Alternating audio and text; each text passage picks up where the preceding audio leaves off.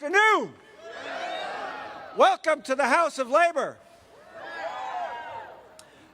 Before we get started with the program, I just want to take a brief minute and recognize a couple folks.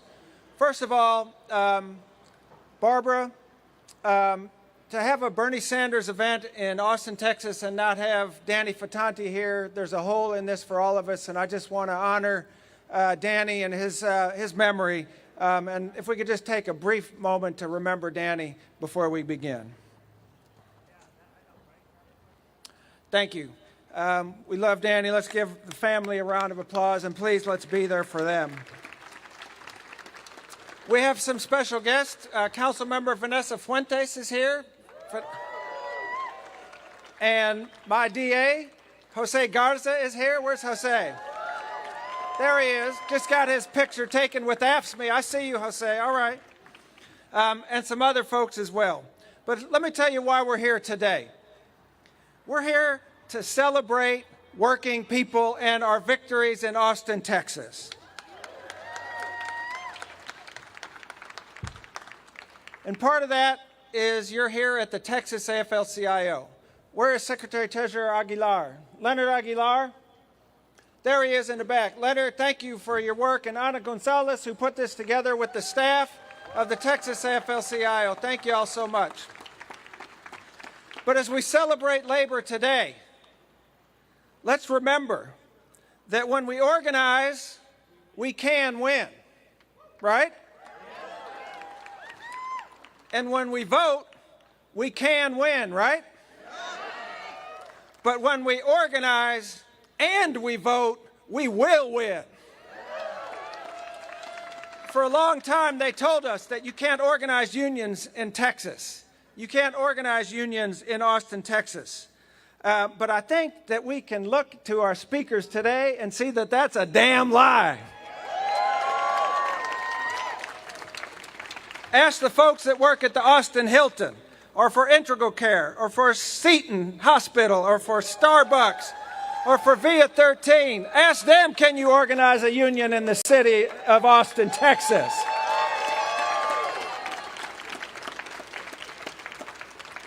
And then some people tell us that we can't win elections in Texas. Some people tell us that the folks across the street are going to rule this state forever. And you know what? I think that's a damn lie, too. I think that Beto O'Rourke thinks that's a damn lie. And there's a whole bunch of us that are working every day to make sure that that doesn't happen. But here's the thing. I refuse to believe that the people of the state of Texas want a government that is hostile to our basic needs, that actually fights to keep wages low. Do you know that this governor and this attorney general actually sued the Biden administration for raising the minimum wage for federal contractors? They actually are trying to keep wages low. I refuse to believe that they want a government that tries to bust our unions. I refuse to believe that they want a government that tries to strip reproductive freedoms from women in this state. I refuse to believe, Tracy, that they want a government that is going to defund not the police, but defund the schools. Look, here's the thing we all have to understand. Look around. The way things are is not the way they have to be. It is in our power to change things. If we organize in our workplaces, if we organize and vote, we can change this state. And when we change this state, y'all, we change this country. And when we change this country, we change the world. That's a tall task, but it's a task that we're privileged to take on together. And what we're going to do today is we're going to talk about solidarity, we're going to talk about organizing, and we're going to talk about winning. And to me, the best person to do that is Lorraine Montemayor, who is the Director of Mobilization here at the Texas AFL-CIO and who is moving mountains here in the state. Lorraine, put it on together.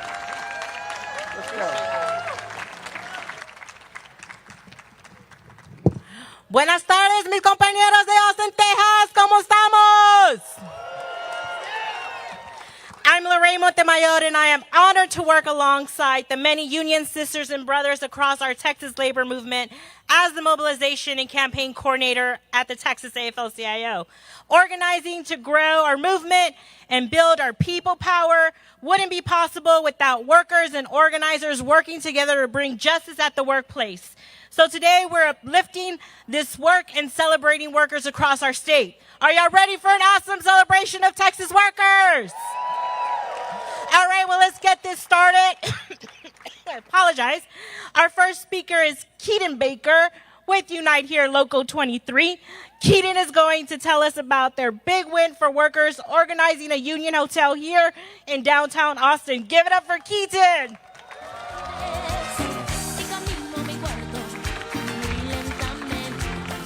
Austin, Texas, let me hear you. Come on. Are you feeling good? My name is Keaton Baker. I support Unite Here Local 23, and I am proud to say that I work at the Hilton Austin, the first unionized hotel in the city of Austin, Texas. Since the unionization, we have begun to lay the groundwork on things such as better pay and affordable housing. Now, I am not a local Texan. I have been here. I just celebrated my 5th year here in Austin, Texas, the great state of Texas. But I have indeed seen the change. It is frequent. It is rapid. We need more people. We need every person. We need the EMS. We need the firefighters. We need the hotel workers. We need the bus drivers. We need the construction workers. We need everyone. We need everyone to come together. We need them to stand, and we need them to deliver.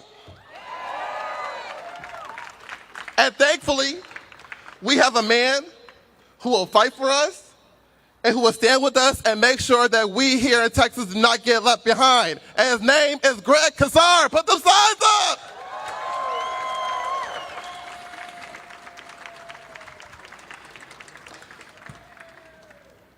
Hear me now and hear me clear, everybody. The city of Austin, the state of Texas, we are playing the biggest game of life right now.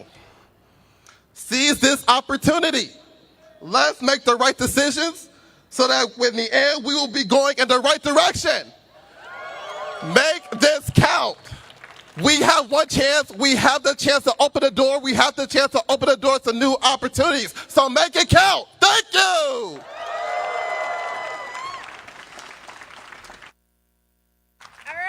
Keep it going. Next on stage, we're thrilled to be joined by Kellen Gildersleeve. Kellen is a labor and delivery registered nurse at Ascension Seton Medical Center.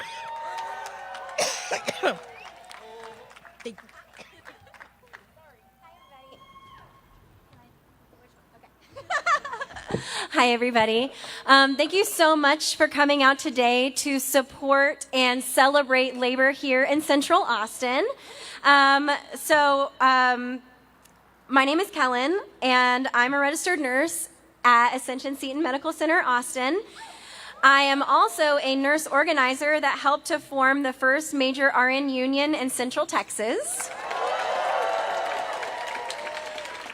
For years, skeptics had told me that it was impossible to form a nurse union in Texas. Some even mistakenly tried to inform me that it was illegal to start a nurse union in our great state. I am so proud that we were able to prove them wrong with a landslide victory of 72% yes votes last month. This nurse-led effort was greatly bolstered by community support, so I want to thank each one of you that showed up for us in the months leading up to our victory. Special shout out to the labor movement here in Texas, including Texas AFL-CIO, the Austin Central Labor Council, and so many others for your support. Also, Councilmember Fuentes recorded a very, very encouraging, hi Councilmember Fuentes, video of support for us in the days leading up to our election, so we appreciate that so much. And our union also wants to extend a huge amount of gratitude to U.S. congressional candidate Greg Casad. Greg stood with us as we confronted management on the day of our first public action as a union. And that was back in July. And then a couple months later, on the night of our victory, Greg hand-delivered a wonderful thank you letter from community members thanking us for advocating for our patients in this way and standing up for them. So it is very clear to us at National Nurses United that Greg's plan is to continue his proven track record of showing up for workers. And it is for that reason that we are so proud to give him our endorsement. More than ever, we need pro-labor leaders like Greg Casad, Senator Bernie Sanders, Beto O'Rourke on our team going to bat for us at every level of government. Because codifying protections for workers into law is going to be essential in the coming years as we continue to breathe life back into unions in this country. So when you're casting your ballot and when your friends are casting their ballots, make sure that they know what their candidates' labor stances are, because our work is really cut out for us here. We know that our power is in our numbers, but having friends in office is going to go a long way. So I will just say that, like all industries, healthcare in this country needs a major overhaul. Patients and their families know this. Wait times are growing and the quality of care is declining. These conditions are not an accident, but are rather due to the decisions of healthcare executives who continue to put profit over patient care. Now, nurses are making the collective choice to stand up and fight. We challenge those who throw their hands up and say, this is just the way things are now. It's like this everywhere. We reject the notion that we cannot prioritize the health and safety of our communities over executive salaries and bonuses and the bottom lines of shareholders and private equity firms. We deny the narrative that the staffing crisis has been brought about by COVID or a nursing shortage, when the reality is that there are plenty of nurses, but none that are willing to tolerate these unsafe conditions. I will close by saying this. Though we really appreciate the sentiment, nurses are not heroes. Nurses are workers. So we just want to show up at our job and have the resources that we need to do it well. So we are done accepting kudos in lieu of the bare minimum, and we are going to be fighting for safe staffing ratios. We are going to be fighting for Medicare for all, and we are going to be fighting for the union power that's going to ensure that those things happen. Thank you so much. All right, let's give it up for the nurses. All right, now let's please welcome Tovar Moriarty. Tovar was one of the first leaders of the Integral Care Organizing Committee and worked to form the union for nearly a year before the union was officially recognized. Woo! Hello, my name is Tova, and I'm here with Carly with United Workers of Integral Care, a local through Communication Workers of America. Integral Care is a local mental health authority for Travis County. As employees of Integral Care, we provide services to people living with mental health challenges, substance use disorders, and intellectual and developmental disabilities. Many of the people that we work with are low income, have no access to health insurance, and have very little choice in who their mental health providers are. That's just one of the reasons why it is so vital that the services we provide people are high quality and accessible. In the 5 years that I've worked at Integral Care, staff turnover has been through the roof. I have talked to management about concerns that I've had and just been disregarded, and I've talked to other staff members who've had similar experiences.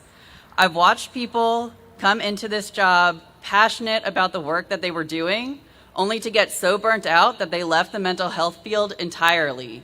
I've had clients talk to me about how they're losing trust in the mental health system as a direct result of the services that they've gotten through Integral Care. Historically, policy at Integral Care has been made top-down by members of executive management who have little to no direct contact with our clients.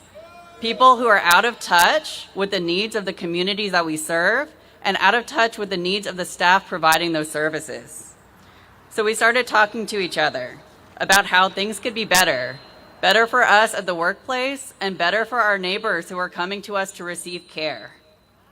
When I first started organizing, I thought that unionizing Integral Care was impossible. but impossible things happen every day because people decide to stand together and fight. And here we are, just a little over a year later, with full union recognition.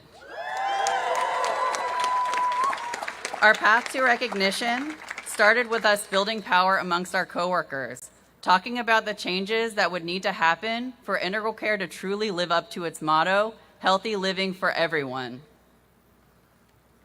We reached out to Communication Workers of America, who helped us with strategizing and provided guidance and support along the way. We started meeting with elected officials, talking to them about our concerns, the challenges we were facing, and asking them to support us and to support the communities they were elected to represent.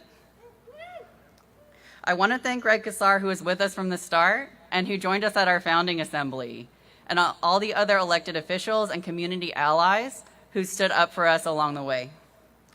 Early on in organizing, we learned that we don't have the right to collective bargaining because we're members of the public sector, and executive management tried to use that to tell us that we did not have the right to unionize. That was a lie. Every worker in the state of Texas has the right to organize, no matter what our bosses try to tell us.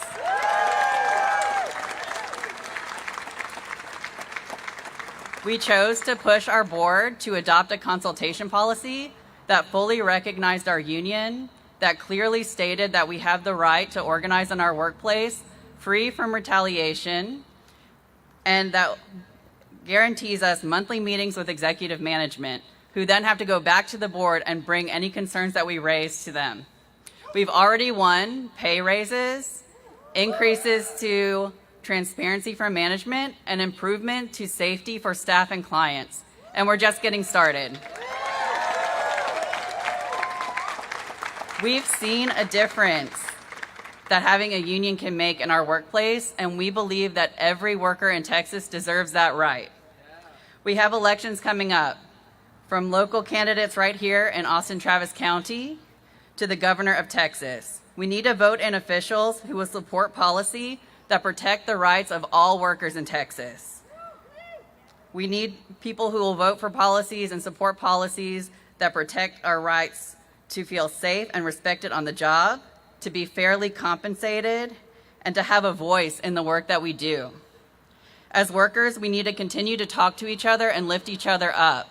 When we organize, we win, and every union win builds power for all of us.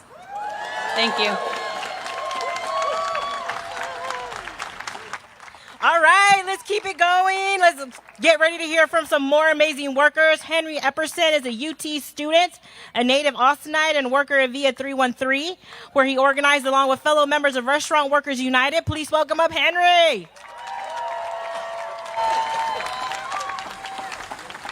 Hi, all. Good evening. My name's Henry. For the last year, I've been involved in a union campaign at Via 313, a pizza chain founded here in Austin. In August of this year, we filed independently for union representation at 3 stores. We had nearly 80% of our coworkers signed up on union cards in each store. The company fought back hard. Despite claiming that they would not interfere with our right to organize a union, the company hired a third-party consulting firm to dissuade workers from voting for their union.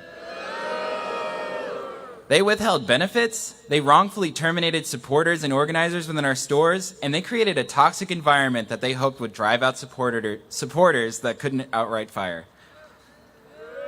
Did that stop us? 2 days ago, we won an historic election at our North Campus location. And with that, we have organized the first independent union for restaurant workers in the South. Growing up here in Austin, I'm inspired every day by the bravery and courage displayed by my fellow organizers around this city. From Starbucks workers to Seton nurses, it is clear that Austin is taking part of a new and strong labor movement in this country. Organized labor is vital to a more just and better society. It has the power to check and push back upon political and economic forces that can harm the working class. So it is important that we have elected officials willing to back organized labor. We need politicians like Greg Kassar and Bernie Sanders to use their platforms to boost unionization efforts. We need them to pass laws like the PRO Act that will make it easier for workers to organize in the United States. And we need those laws to be enforced so that companies like VIA can't get away with hiring union-busting firms and blatantly breaking existing laws that have been on the books for over 100 years. Every worker deserves better pay, better working conditions, and a chance to use their voice to make their workplace a better place. In short, every worker deserves a union.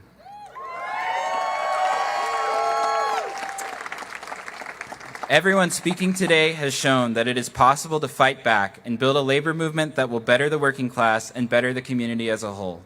In addition to a strong labor movement, we need a coherent political strategy that will help workers in their struggle to organize against their bosses and win material gains. Organized labor, coupled with a genuinely pro-worker elected officials that promote and support working class issues, is the best way to start making this city, this state, and this country a better place. I want to thank all of the amazing people that I met organizing on this campaign at VIA 313. They're right over there. They've inspired me to stand up for what's right and fight back. Organizing here is something that I will hold on to for the rest of my life. Finally, our union doesn't stop at VIA 313. If you are a restaurant, cafe, or bar worker interested in organizing your workplace, please reach out to us. You can get in touch with us through our Instagram at Restaurant Workers United. Thank you all. Solidarity. All right, let's show some love to our first unionized pizza place, VIA 313. Tomorrow morning or later on today, if you want to go get unionized coffee, we have now coming up on the stage Lillian Allen, who is a barista and union organizer helping to lead successful organizing campaigns at the Starbucks on 24th and Wesses right here in Central Texas. So come on up, Lillian.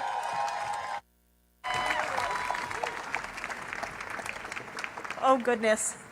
Howdy, labor neighbors. How are y'all doing this afternoon? Me too. My name is Lillian Allen. I am a Starbucks barista and a union organizer at 24th and Nueces in West Campus, one of 2 unionized Starbucks locations here in Austin. I make $15.75 an hour, but I'd probably still be making $12.50 if back almost more than a year ago now, Buffalo baristas in Buffalo, New York hadn't started getting together and saying, you know, we should do this union thing. Those workers stood together, and across the country, baristas stood up with them.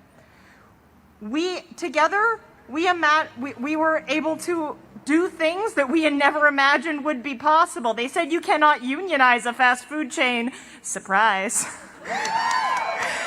There are now over 250 unionized Starbucks in the United States, when a year ago there were 0. All right. So much is possible when we stand together. So much is possible when we come together and lift each other up and face with hope and determination the obstacles that people have said that we would never overcome. We can unionize a fast food chain. We can elect people to government who actually care about the people that they serve, who actually care about working families in Texas, who will pass legislation like the PRO Act that will protect us, that will give us more rights.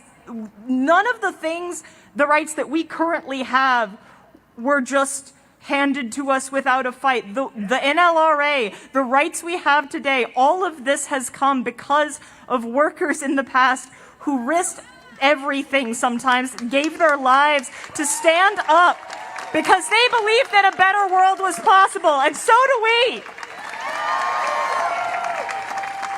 Thank you all for being here today, for standing together. Let's see what we can build together. Okay. All right, wrapping up our speakers is a really good dear friend of mine and union sister, Tracy Dunlap. Tracy is a teacher and a union leader. She's a member of Education Austin and Texas AFT Loco 2048 and serves as the VP of the Austin Central Labor Council. Come on up, Tracy.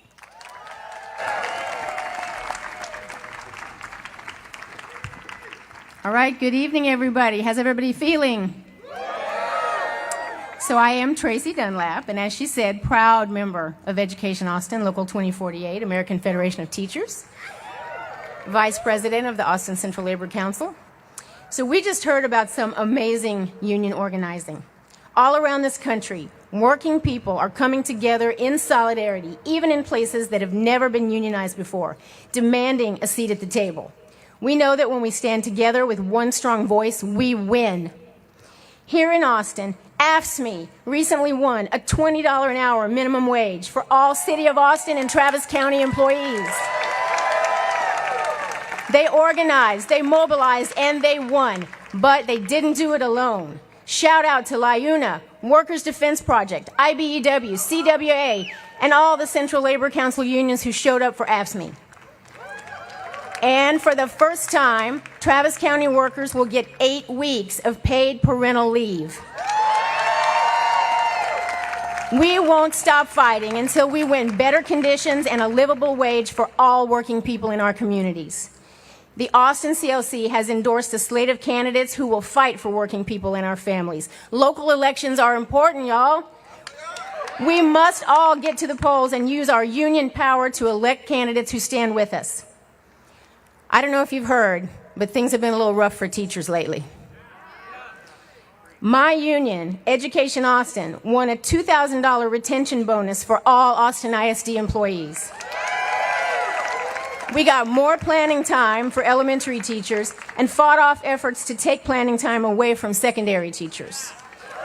We won an increase to the district minimum wage, and when the district refused to pay teachers for training we had to complete outside of our workday, we fought back and we won. When we rallied at our school board, our union brothers, sisters, and siblings were right beside us, backing us up. And our next fight will be for a real pay raise. Will you join us in demanding fair wages and better working conditions for teachers and public school employees? Austin ISD has 5 school board seats up for election. Education Austin and Central Labor Council have endorsed candidates with teaching experience. All of our candidates have teaching experience, y'all. This is amazing.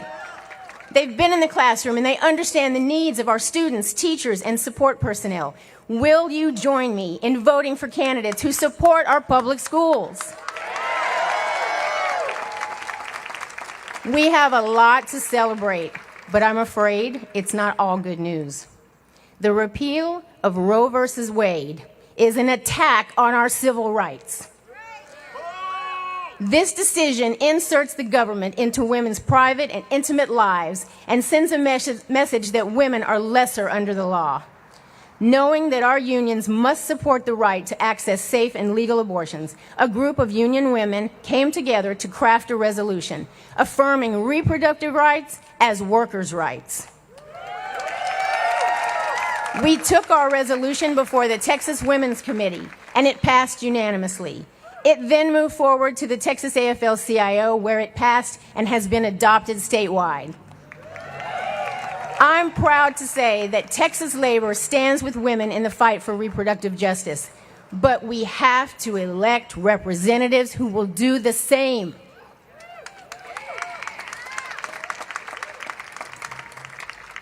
So, it is now my privilege to introduce someone who is a true friend of labor and a champion for workers' rights, for our public schools, for reproductive justice.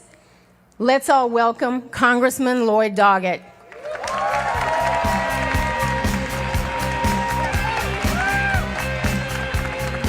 Thank you, Tracy. Boy, those school board elections are so very important. We've got to go all the way down the ballot, do that, and pass our bonds here for the Austin schools, because we've got so many groups out there that are trying to undermine public education, and we have a chance to do something about it. Well, good evening, Texas patriots, Texas workers. We're the kind of patriots that realize we love our country enough, we recognize its shortcomings, and we're going to do something about them. And that something begins with what happens right across the street over here. You know, I remember a joyful day walking up from Town Lake with Ann Richards on the day of her inauguration, and the pride we took in going over to the governor's mansion and seeing her. Well, since then, we've had governors there that bring us nothing but embarrassment and sometimes disgust. And I tell you, if we turn out with the vote that we need to have, next year we could be walking up that avenue with a new governor, walking in not the back door over here, but walking in the front door of that mansion with Governor O'Rourke greeting us there.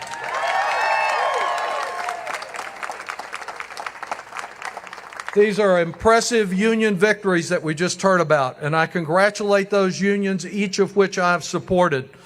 Yes, the union movement is responsible for our weekends, for sick leave for some, for our Medicare, but it's truly the result of the union movement that we have a broad middle class in this country. And as union membership has declined in America, the income gap, the income inequality gap has gone up. Now, deep in the heart of Texas, from Starbucks to Seton, from one construction site to another, unionization efforts are underway. We're here today to celebrate those union victories, new and old. Public support for labor unions in America has reached a 57-year high, and that's a reason to celebrate. And we're here to recognize the grit and the guts that go into making progress in unionizing working people. I was one of the first sponsors in Congress of the Protecting the Right to Organize Act, the PRO Act, as well as collective bargaining rights for our public servants. It is long past time to remove the barriers to organizing, to put a stop to the intimidation and interference, and allow people to freely associate with their co-workers for a better future. We've got some building trades people here today. We could use a few more, frankly. We need to work with our building trades. We need to update the prevailing wage scale and see that it's enforced. We need to show true respect for our teachers and our public workers and strive to achieve a living wage for every American. The only way to cement progress that we made and create more of it is by exercising our power to vote. And this year, especially, when it comes to voting, it's very much use it or lose it. If you haven't voted yet and you want to do something about what's happening over there, all you have to do is go right there, because just beyond that yellow brick wall, there's a polling place. It's open until 7 o'clock tonight. Early voting is off here in Travis County. We hope to get up to the 2020 level. We're not up to the 2018 level yet. We need more effort to turn out people to the polls. And if you want to take somebody tomorrow, the polls are open from 12 to 6 o'clock in a number of places all over a town. It's really no excuses voting.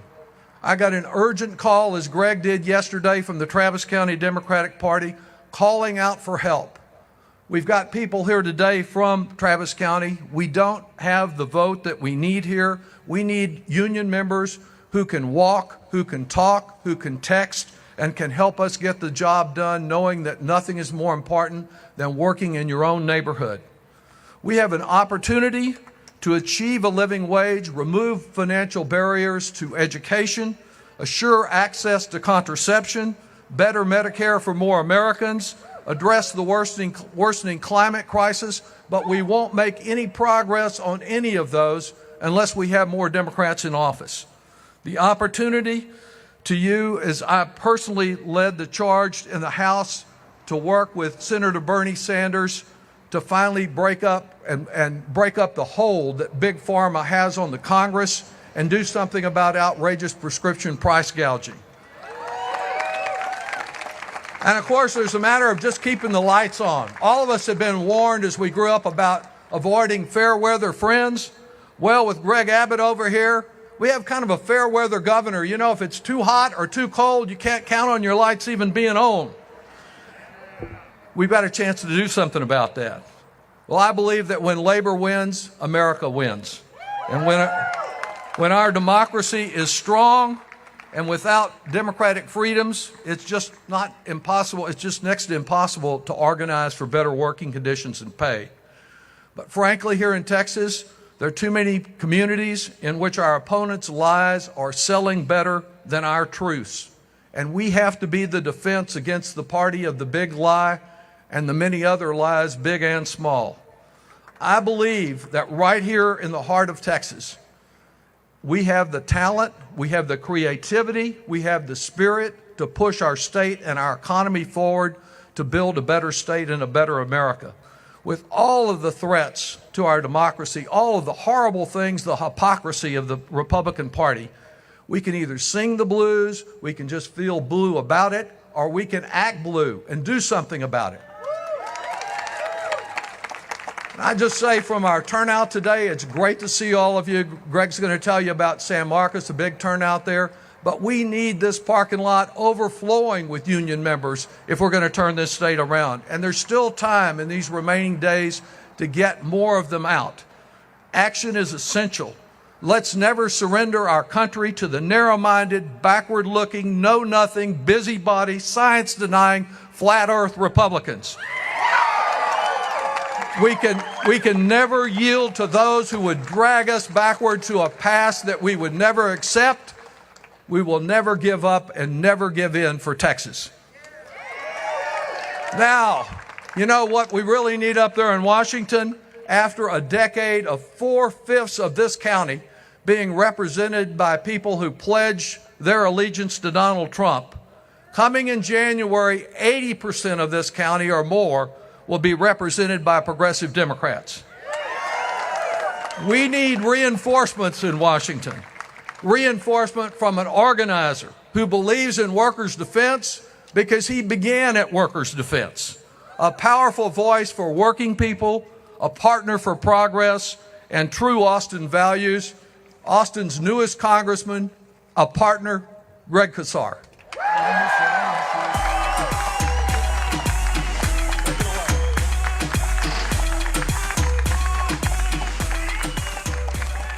Buenas tardes, I'm Greg Casar, and I'm Labor's nominee to the United States Congress. How we doing? I'm going to use this one instead if it's okay with y'all. What do you think? Hasta la victoria! My journey to this stage began organizing alongside you and alongside construction workers who are being denied their basic right to a water break. My journey to this stage began organizing alongside housekeepers who would labor week after week on end and then be denied their paycheck entirely by corrupt employers. Those corporations thought that Texas working people could not fight back. They were wrong, and we are here.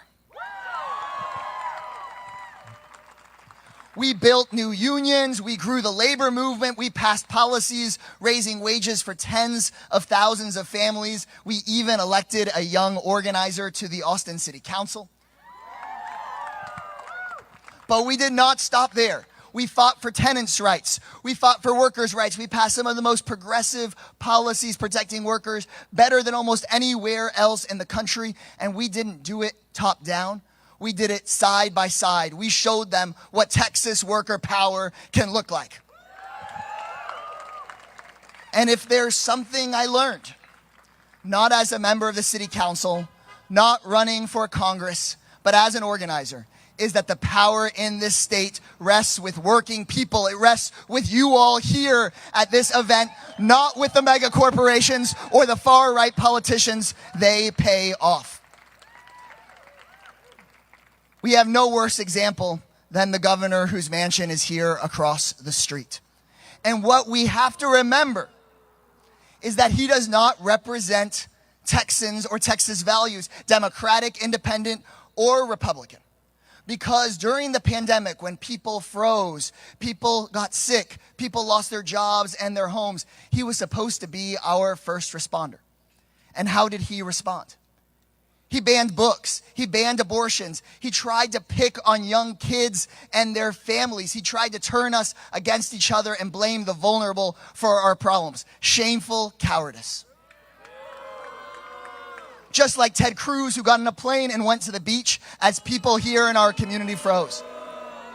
But the real heroes in those crises were Texas working people, our nurses taking care of folks in overflowing hospital rooms, our teachers taking care of our kids and students, you all who went door to door delivering food, delivering blankets during the storm, the people who went out into the night onto icy light poles to get the power back on, folks that gave up their own hard-earned dollars to make sure their neighbors could pay the rent. That's the real Texas. That's who we are. That's what we believe. We believe in lifting one another up, in mourning each other's losses. At our best, we lead with generous love and fearlessly hold the powerful accountable. We are, you all are, the real working Texans, not the kleptocrats. That's why we believe in raising the starvation minimum wage of $7.25 to a union wage so that you can pay the rent. That's what I believe. Do you guys believe that? That's why we believe during this pandemic, instead of a few billionaires making $2 trillion, working class Texans should have gotten a big raise instead of a rent increase in this town. Do you guys believe that? That's why we believe that immigrant rights are human rights, that Black Lives Matter. We believe in the rights of our LGBTQ brothers and sisters. I believe that. Bernie Sanders believes that. Do you all believe that? Texas labor movement. And I have some more good news for us at this celebration, because we need to celebrate our wins as we build this movement. And the good news is that Texas has a deep history of progressive organizing.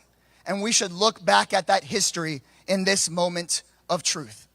Emma Tenayuca, a 22-year-old labor organizer in San Antonio in the 1930s, organized one of the most important strikes in American history, the pecan shellers strike. She led 15,000 Mexican-American women to walk off the job. They were beaten. They were gassed. They were told to go back to work. They wouldn't go back to work.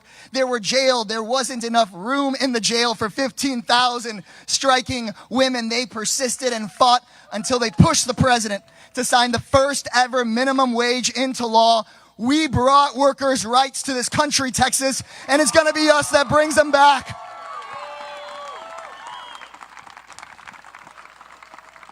Let's talk about Sarah Weddington, a 26-year-old attorney.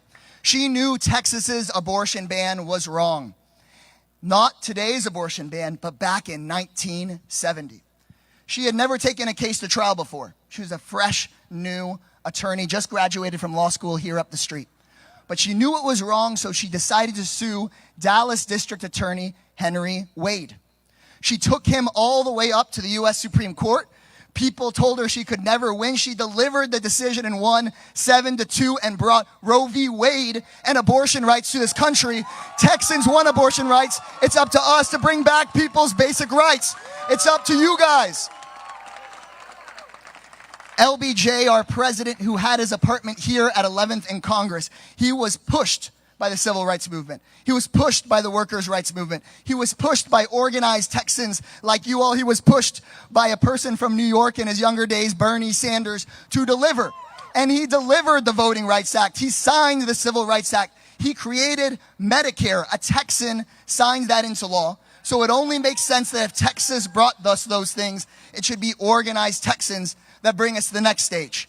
Expand Medicare to Medicare for all so that you don't live or die based on whether you are rich or poor. What do you guys say about that?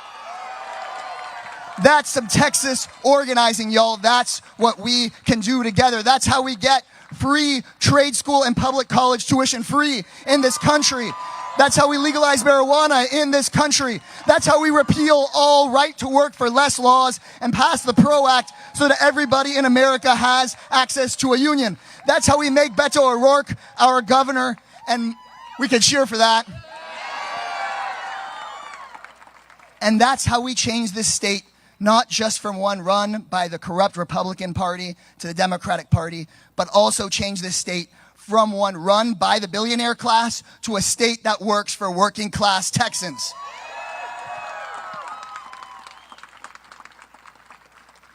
Now, I'm also here to tell y'all the truth. And the honest truth of the matter is, this will not be quick. This will not be easy. We are not a red state. We're an under-organized state. And we are under-organized for a reason. For decades, but actually really for centuries. The far right wing and those people trying to protect their own power and their own greed have divided us. They've stoked up racist divisions in our society. They've oppressed some people over another. They've tried to blame the poor for their struggles instead of blaming those in power. They have spread propaganda amongst us. They've even put in legalized structural barriers to making our democracy work.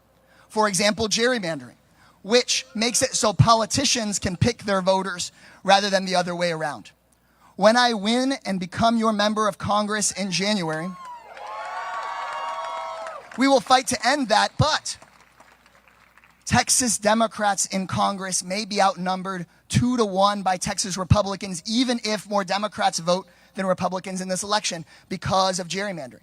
They've packed the Supreme Court with corporate sellouts. They have allowed, through Citizens United, unlimited dark money in our elections. The barriers are high. So I want to be real with y'all that this will take a longer struggle than any 1, 2, or 3 elections. The barriers are high, but the stakes are so much higher, and that's why we can't give up. We can never give up because we can save millions of jobs and homes and lives if we tackle the climate crisis and create good union jobs in the renewable energy industry and stand up to the CEOs.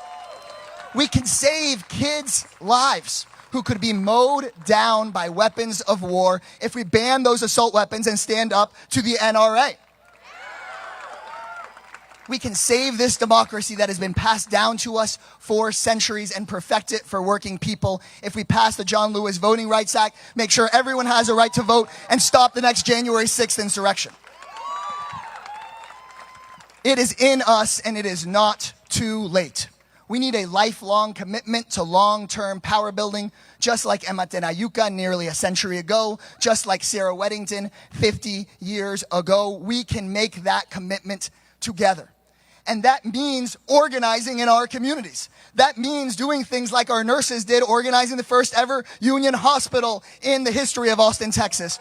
Or like our hotel workers who won the first ever union hotel in the history of Austin, Texas. Or like the integral care workers who organized their first union in the history of this state, and now it's spreading all over the state of Texas. Just like the Starbucks workers here and across the country, the Amazon workers here and across the country, the workers' defense and AFSCME and building trades that won that $20 an hour minimum wage, that we should make the wage for every single American at minimum. That's what we can build, organizing alongside tenants, organizing whether you are housed or unhoused, union or non-union, black, white, or brown. We have to stand up for the people we know, and the people we know are coming in generations to come. Are y'all with me?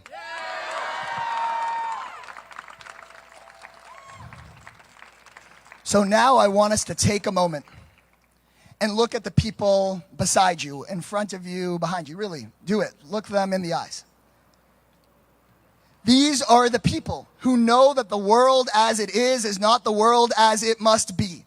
These are the people we are recommitting to with today, to changing this state and therefore this country. I'm not going to DC to bend the arc of history towards justice alone. Instead, we are here in Austin, Texas to recruit each other to do so. What do y'all say?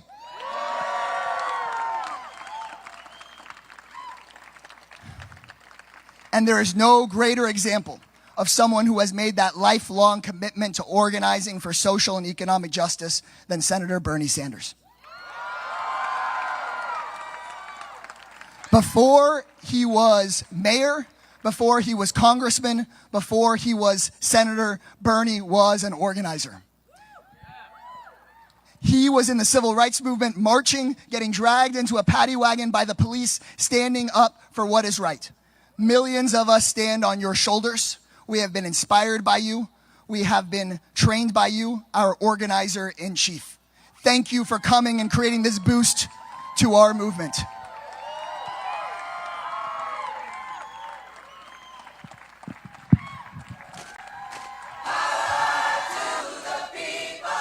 Austin, Texas, Senator Bernie Sanders.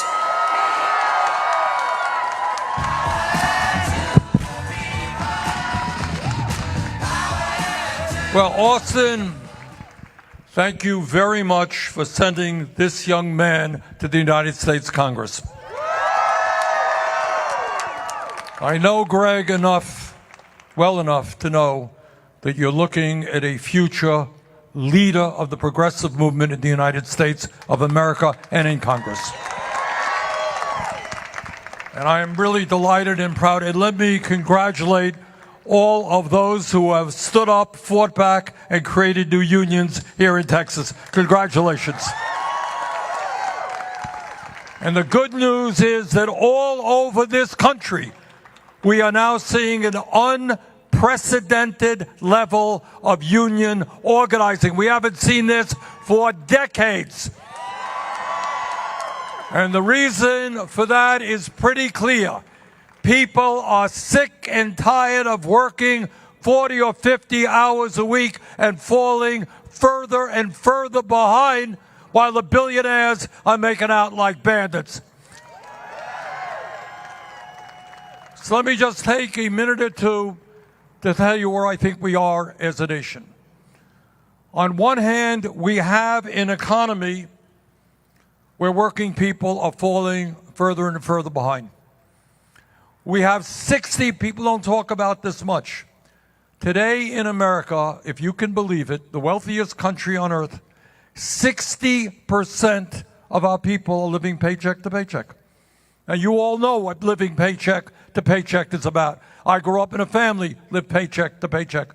Means you work hard, and at the end of the week, you got nothing, or maybe you're a little bit worse off.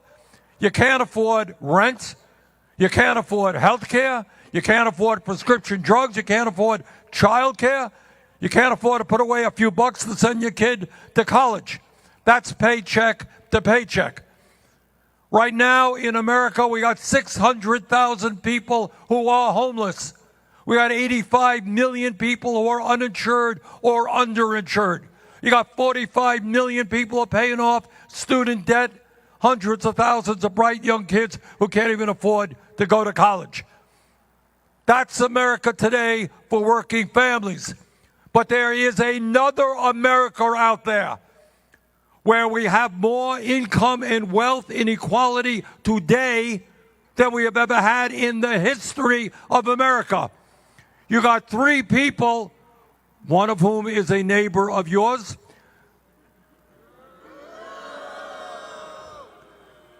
who has raised very substantially the medium wealth index here in Austin. But you got 3 people who now own more wealth than the bottom half of American society. Can you believe that? You got 1% own more wealth than the bottom 92%. That may be happening. And I want to tell you something else. When I was a kid growing up, it's no great secret. CEOs always made more money than workers. That's always been the case. When I was growing up, the ratio was about 20 to 1. CEO made 20 times more than a worker. Anybody know what the ratio is today? 400 times. You got these multi-billionaires who own mansions all over the world. They fly around and they have big jets. They own these gargantuan yachts. Some guy just bought an island someplace. Some of them have so much money, they're building spaceships going off to Mars. And meanwhile, the average American is struggling to put food on the table. We are right now in an unprecedented moment in American history for a lot of reasons. You know them all. Greg went through some of them. And that is why this is an unprecedented election. On one hand, you got a party that is trying to deny women the right to control their own bodies. We will not allow them to get away with that. You got a party where, when the scientists are telling us that if we don't get a handle on climate change, the planet and the nation we're going to be leaving our kids and future generations will become increasingly unhealthy and uninhabitable. You are beginning to see that right here in Texas with the drought, and that's going on all over the world. And what is the Republican response? They turn their back. At best, if they even acknowledge the reality of climate change, which some of them don't, They have zero ideas in how to address it. And then on top of all of that, this election, and as a United States Senator, honest to God, I never thought I would have to say this. This is not an election about your views on education. You know, Lloyd will tell you that it's not your views on prescription drugs, on health care. It is a question of whether or not we remain a democracy. And today we say to the Republicans, too many people, brave men and women from Texas, Vermont, and all over this country, fought and died for American democracy, and we're not going to let right-wing extremists take that away.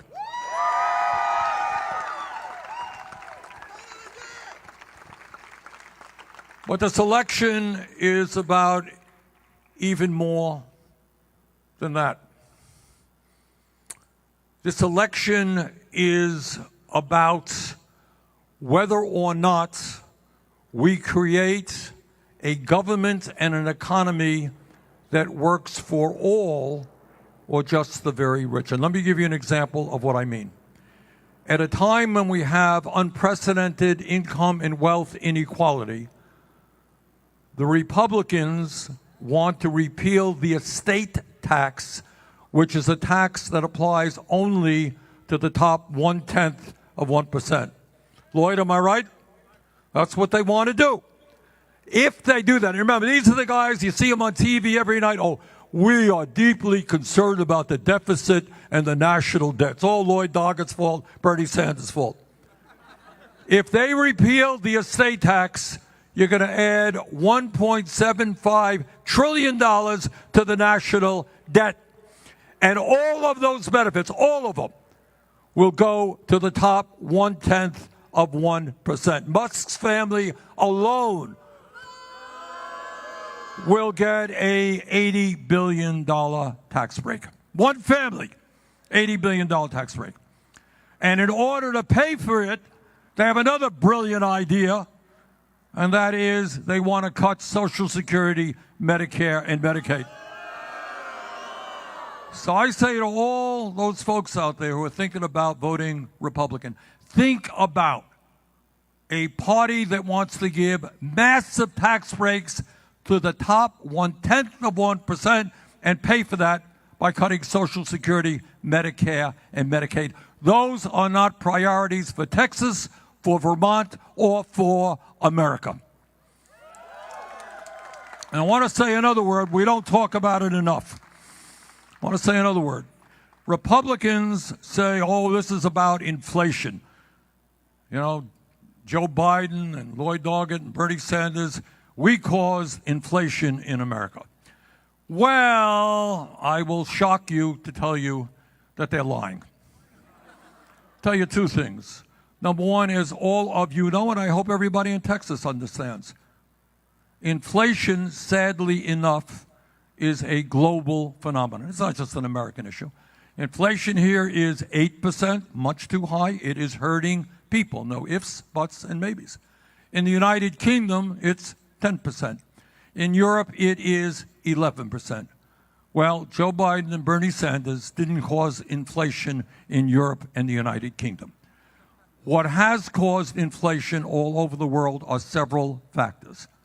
Number one, as a result of this terrible pandemic, there has been a breakdown in the supply chains, and that's caused part of the problem. Number two, this horrendous war in the Ukraine has caused part of the problem. But let me tell you something that you don't see much on corporate media as another reason, in fact, the major reason for inflation in this country. And that has everything to do with corporate greed. And I want everybody to hear this. At a time when gas prices have soared all over this country, Exxon, Mobil, Conoco, Phillips, and the other major oil companies are enjoying record-breaking profits. At a time when people can't afford, elderly people, others, can't afford the groceries they need, the profits of the major food companies have soared. The major drug companies have seen a 90% increase in their profits over the last year. So what you got, and really think about the moral implications of this.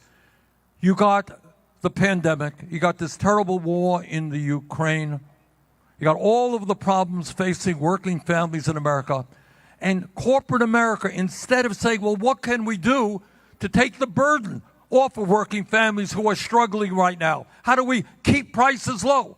What they have said is, in the midst of all of this confusion and turmoil, now is the moment to raise prices as high as we possibly can. That is outrageous.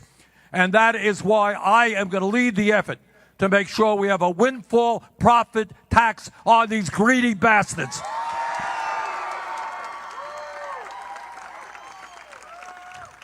And the last point I want to make, and Greg made it as well,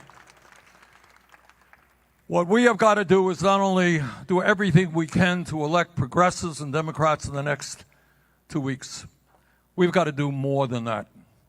We have got to, in our own hearts, understand that 99% is a lot larger number than 1%. And that means that we cannot allow Republican right-wing people to divide us up based on the color of our skin or where we were born or our religion or our sexual orientation. It means that we bring, and I know that's what the trade union movement has always been about. That's what the extraordinary concept of solidarity is about. The understanding you can't do it alone. You can't do it alone. You can't do it alone. We make progress when we all stand together. And when we all stand together and take on the greed of the billionaire class, yes, we can guarantee health care to all people as a human right through a Medicare for All single-payer program. Yes, we can raise the minimum wage to a living wage, and congratulations for that $20 an hour minimum wage here. Yes, we can make it possible for all of our kids to get a higher education because we make public colleges and universities tuition free. And yes, the United States can lead the world in transforming our energy system away from fossil fuel to energy efficiency and sustainable energy and save the planet for future generations. So, brothers and sisters, this is a pivotal moment in American history. And now is the time for us to stand together, shoulder to shoulder, all over this country.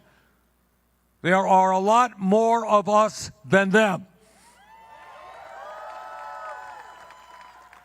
And let us go forward and create the kind of nation that you and I know we can become. Thank you all very much.